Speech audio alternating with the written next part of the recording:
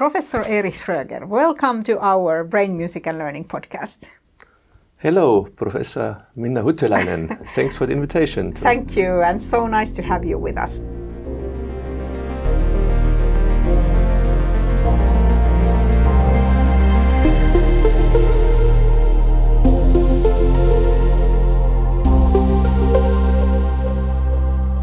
With you, we go way back. I think we have met for the first time in the very early 1990s or something like that. Yes, I think it was early January 1991. Yeah.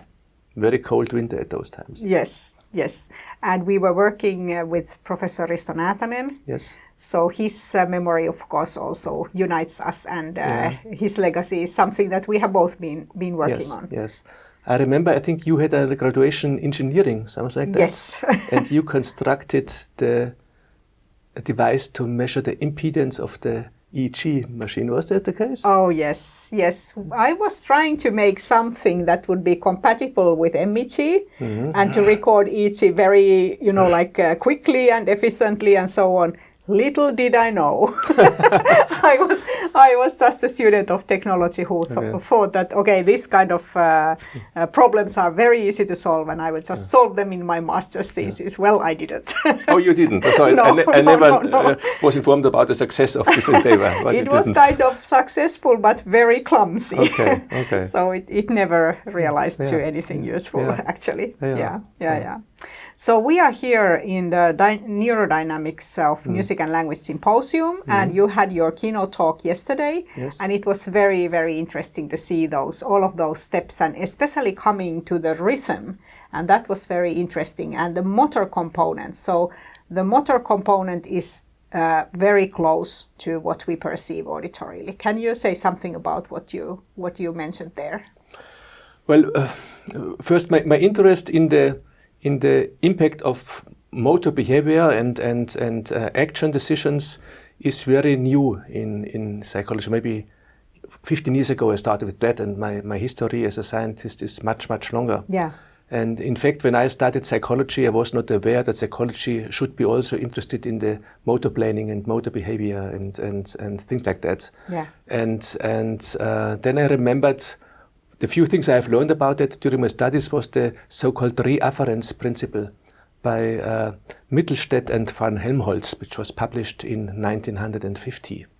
And they were concerned about in the animal research how it can be that if you move your eyes, the visual retina deserves complete chaos because the input to the eyes changes quite rapidly, and still you have the impression that the world is stable during these eye movements.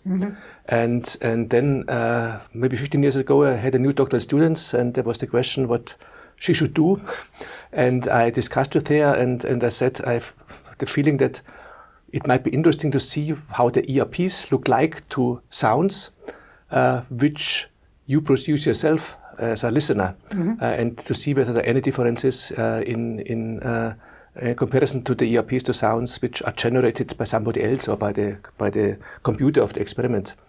And she was interested, and her name was Pamela Bass, and she was quite successful in doing some studies which really showed differences. And when we get into the topic, of course, there were similar studies being done before, and there was a small field at the time, but it expanded a lot during the last couple of years because this distinction whether a sensory event has been generated by you or by somebody else is important for understanding the world and also for achieving feedback, because we need feedback from our motoric actions in order to better perform and to know whether we solve the task correctly or not.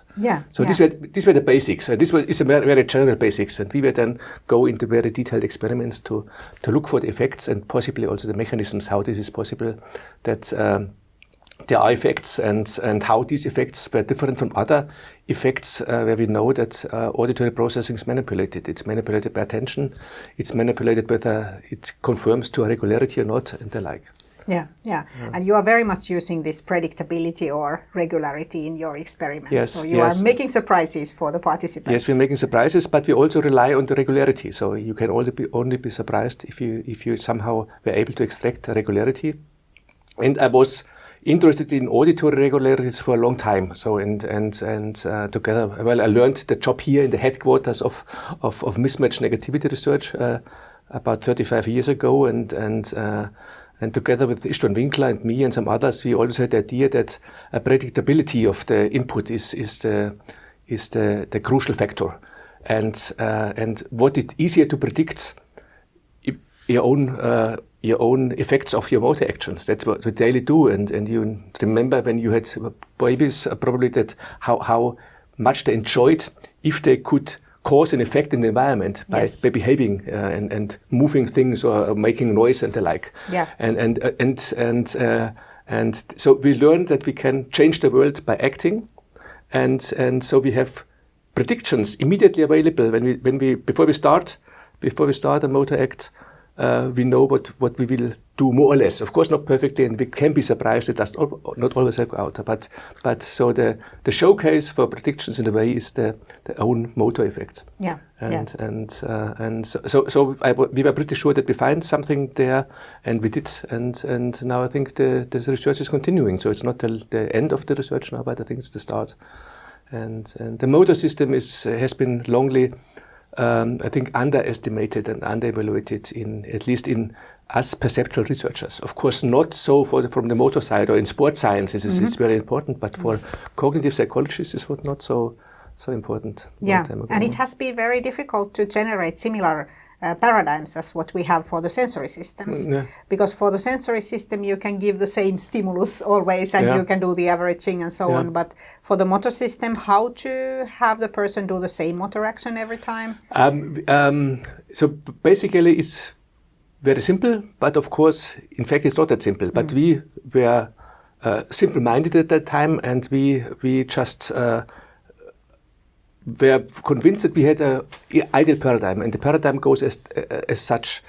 There we have sounds which are generated, in fact, by the computer, sound card of the computer, or the loudspeaker, or the headphones. And these sounds could be either triggered by a computer program, or they could be triggered by the button press of participants. And of course, the sound is the same. But how it was originated is either the person or the computer program. And that's it. That's simple. So there was no problem in that. But meanwhile, we found out from other people like János Horváth in Budapest that we do not always produce the same motor behavior depending on which kind of sound we want to produce, which is interesting. I think it's not a big problem for us because it's always generates the same sound. So for our purpose, it's okay. But I think this is also a new research avenue to look how differently we touch things depending on what we expect them. So when we take a glass of water, it depends whether we think it's full of water or not. And if it's full of water, but we think it's not full of water, we might use too less force. But the other way around, we might have too much force and drop the water out. Yes, exactly. So it is an estimate, it is a prediction of what is going to happen. And it is also like a motivation to do something in a certain kind of way. Like if you are touching to grab something, or if you are touching to poke something, or if we think about musical instruments, for example. So there is a very, very specific way that you have to touch them in order to make the right kind of sound. And if you have a professional violin player, those intricacies of the movements, it's very, very high level because they have been training for dozens of years and thousands of hours. I completely agree. But interestingly, it's not so that they think about different things. So the professional violin player is not thinking, now I must lift my left finger a little and then press the string up a little. That does not work. They think about the effect they want to generate. So a special sound or a combination of sounds which should have a special mood. And this then determines which kind of motor programs have to be selected and activated to produce that. And this also depends on the context, depending which kind of violin he has or how the acoustics of the room are.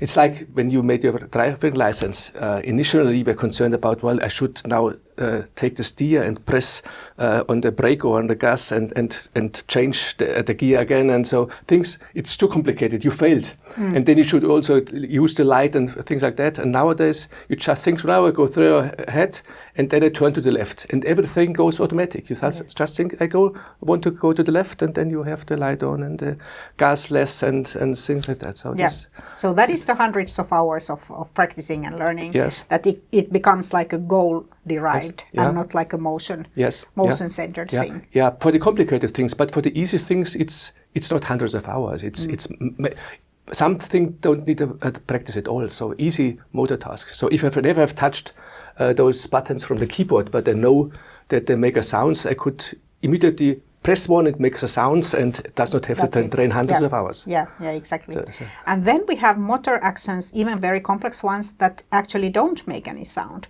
So do you think that it is different to learn those ones? Because the sound, when you are producing the sound is one of those things that are helping you to kind of show you how you are succeeding. Yes. So we need usually what we generate as the feedback whether our actions and motor behavior was correct. And maybe one example which shows that in a very impressive way is if you balance, for example, on one leg and then you close your eyes. Or if you put your shoes on one foot up and close your eyes to try to do it, you will fail. You must train this very long to be able to do that. So you need the sensory feedback in order to somehow adjust your motor behavior. Yeah. And I think the same is the case with auditory feedback in a way. So for most motor actions, we have both the visual and the somatosensory feedback. But then for some, we specifically also have the auditory feedback. And maybe it's not so unusual. So very often you touch something or this makes a noise and so so it gives feedback. Not all the time, but very often during the day. Yeah. And of course, much more feedback while talking. So in talking is maybe the test case for all those. So it's much more complicated.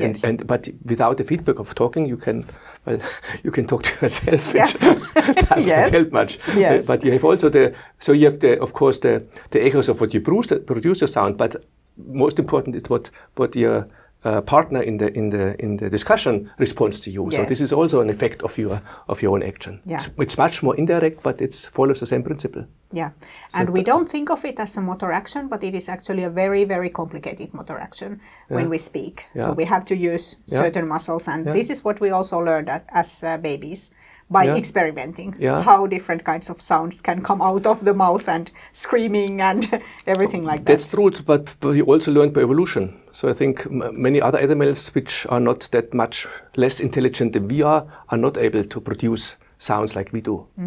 So they simply don't have the neural architecture and the hardware to do that. Yeah, exactly. Yeah. We were discussing also the bird song in some of those talks here today and yesterday, and that is something that always puzzles people because the bird song, you had a very nice question about it. Do you want to repeat it? Okay. So first, I think it's known for a long time that birds are singing, and the singing can be very complicated, and it sounds nice. And it's different for different species, but it can also be different for the same species depending what the experience of the bird is. So how they learn, or the birds from the city center, they turn to mimic sometimes the sounds from the made by the human technology and things like that. So birds sing, and they sing not only to express the emotions, but they also sing to communicate with other birds. And this is a kind of mixture between speech and music in a way.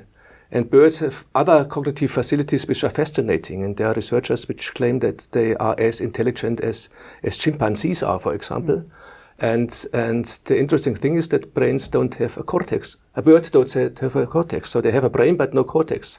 And their brain has a weight of about 1 to 25 grams, which is much different from grand apes or humans. Yeah. And still they are able to do that. And now the interesting question is to look about the commonalities. How comes it that the different hardware can do almost the same software, realize the same software and the same functions? And this, I think, this is a topic of evolutionary psychology or biology. I'm not an expert on this, but I think it's important for us as cognitive psychologists to also attend a little to this research in order to forget about the egocentric perspective that also everything is only in humans and everything is only about cortex. Yes.